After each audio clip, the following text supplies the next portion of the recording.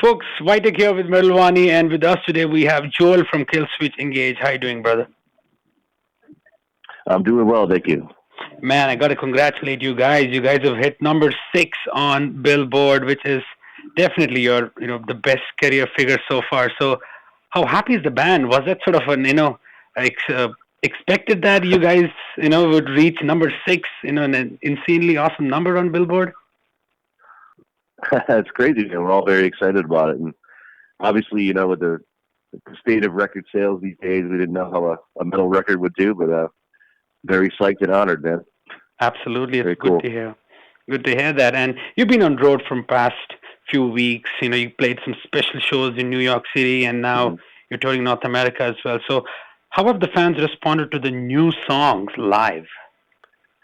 It's been really good, actually, man. We've been doing a lot of new stuff, kind of rotating 6 or 7 of the new tunes on the new record. So it's a good show that sets new stuff, and it's been kind of fun for us to play with. Right. And seems like they're going over pretty well. No awesome. Complaints. That's good to hear. The fans are digging it live, and obviously while listening to the album, it's pretty much clear that KILLSWITCH, you guys have written the book on modern, American metalcore, and this example, Incarnate, is fine. It's a fine example of it. So you guys have this great habit of releasing consistently good albums, and yet, which are yet to fall short on production quality or songwriting. So kudos to you for that. But how difficult does it get every time you enter the studio, you write? Because you keep the fan expectations in mind, and you have to even keep yourselves happy as well. Yeah, it's funny. We don't always tend to write too much music, and I think a lot of it gets thrown away. Everybody's very picky. I think everyone's become very particular about how the band should sound, and what stuff's going to be fun to play and what's going to translate. So it's funny trying to go through everybody's parts and songs and riffs and piece them together, and it's always a challenge to pick the ones that work the best. So usually we kind of tend to write too much music, and this time around we probably wrote like 18 songs or so, and kind of left it up to Jesse, see whichever songs that he gravitated towards the most were the ones we kind of focused on. Kind of let the vocals carry it, Right, and you guys have also, the 12 songs are on the album, 3 songs are on the deluxe edition, so there are still 3 more left, which I think are not part of it. So will we ever see a light with those 3 songs coming out in future? I'm sorry, could you say that one more time, man? Yeah, you said 18 songs, so there are 12 songs on the album, and there are 3 more songs on the deluxe edition. Yep. So there are 3 more songs left. Now, will they ever be released, or they're just gone into your collection? I think there's one that we're going to be releasing on Record Store Day. It's a 7-inch. And then there's a couple that are kind of just getting kind of unfinished, and maybe we'll get to them for the next record. Yeah. That's cool to hear, man. And the thing about you guys is how you emotionally connect with your fans. I mean, this basically for me as a fan, the end of Heartache was a game changer for me, because as a teenager, an angry kid trying to find your individuality and perception is something which I learned from the end of Heartache. And music of that is something which your fans, thousands and hundreds of fans around the world, affect one deeply with KILLSWITCH ENGAGE. So this album, Incarnate, is more of a peek into pain and how anything worth doing is always a labor of love. Is that something you always feel, that how emotionally you connect with your fans?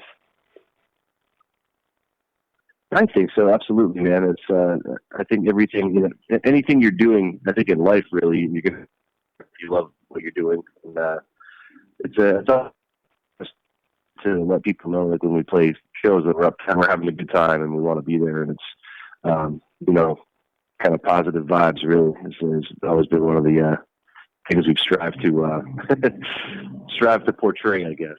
So right. It's always been important to us. Awesome. That's good to hear. And I also know that Jesse had kind of felt a writer's block during the pre-production of the album. And it's great to hear how he didn't settle on something passable, but he went on back to search for true passion and inspiration. So was that kind of, did that worry the band during that phase that Jesse was in a writer's block? I think Adam was a little bit worried for a while. Obviously, being the producer, his main concern was, getting the record done, but at the same time, getting it done right. So there's kind of a fine line where, you say, hey, let's try to have it done by this date. But at the same time, you can't really.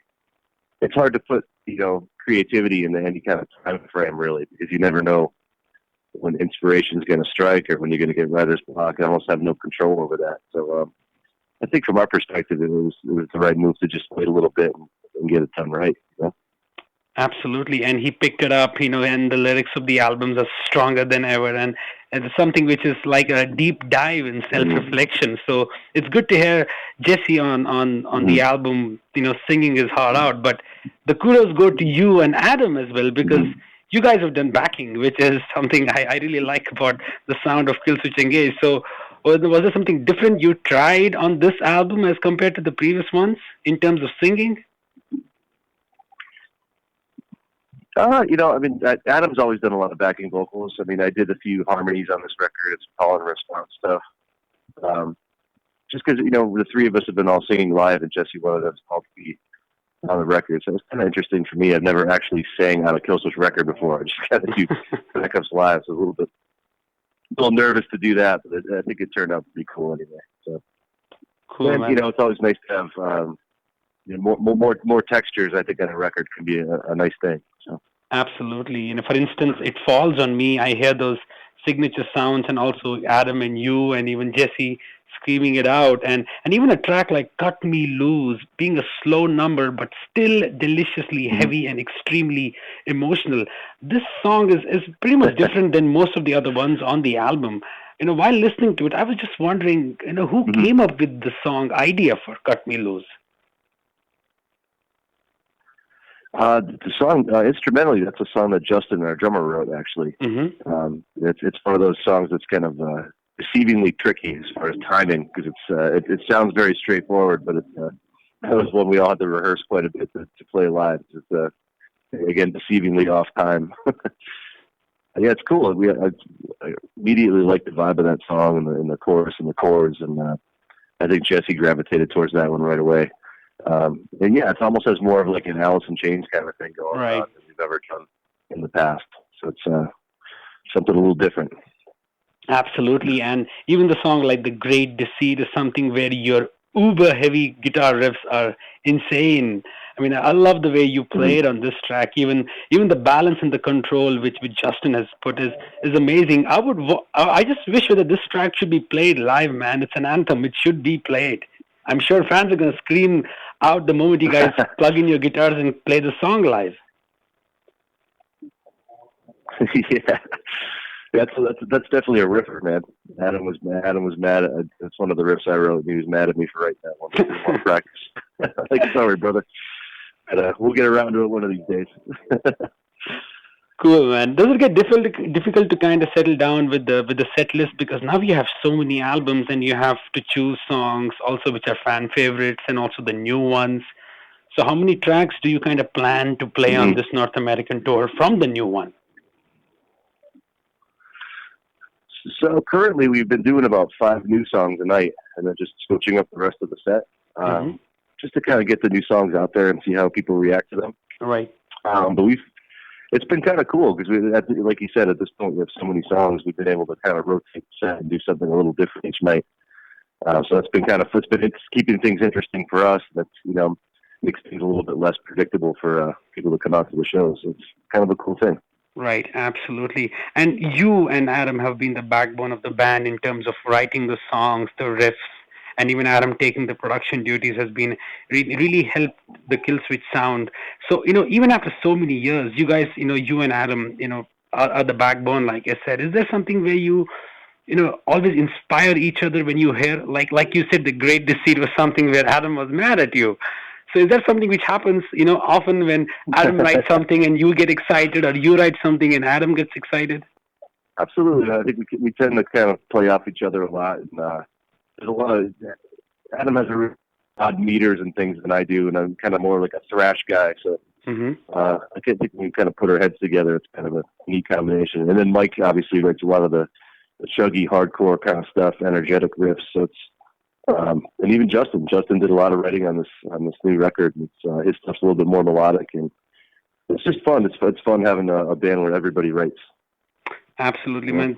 Good to hear that. And Jesse being, he's back in the band from so many years. So, what inspiration level do you see in him as compared to, back in the day when he had left in 2002?